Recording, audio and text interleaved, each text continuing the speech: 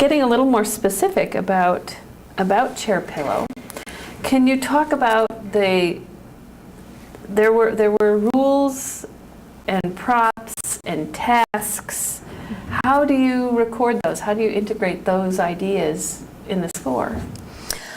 One thing that I've been working on with Lucy Venable, who has helped mentor me in this process, who's one of the original notators in the original Limon Company, and directed the Bureau for many years. She and I have kind of been grappling with how do you record postmodern dance? Because up till now, there have been many works, while they're current, they still are housed in some sort of vocabulary. I mean, even a William Forsythe piece has a vocabulary based in ballet. And so it's become problematic. And Lucy and I have come up with this idea of putting a main objective and saying, all right, the main objective here is to pick up your pillow and place it on your lap. And going back to Pat's exercise of the effort involved and the type of style that's involved, which is just every day picking up your backpack, you have to combine all that in there. And sometimes word notes are the best thing that you can do. And let me find one for you here on the score. Let's see.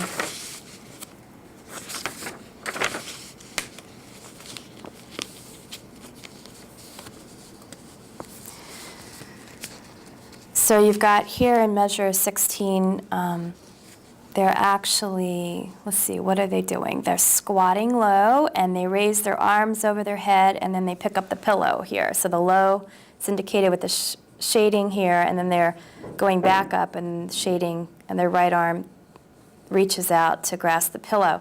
And if you see here, the italics here are Pat's directives to the dancers.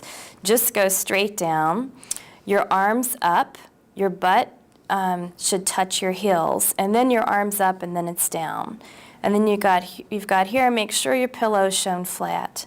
So those kind of word indicators and rules, along with the notation, begin to make a cohesive unit.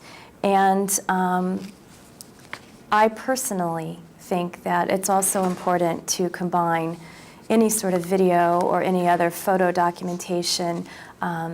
You want to have as many things available to the director and to the dancers who are reading the score, so that in the future there's really no question.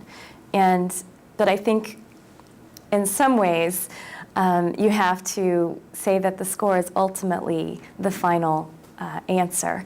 As Yvonne said yesterday, when I was remarking about her Trio A video from 1978, or her film, actually, on VHS, I said, oh, it was so great to see that. It was just fabulous. And she goes, oh, but that's not true. That's not the true performance, because I didn't balance here long enough, and I didn't have this shape here, and blah, blah, blah. And she said, so really, it's not an accurate depiction of Trio A, which is a solo she created and became her signature work.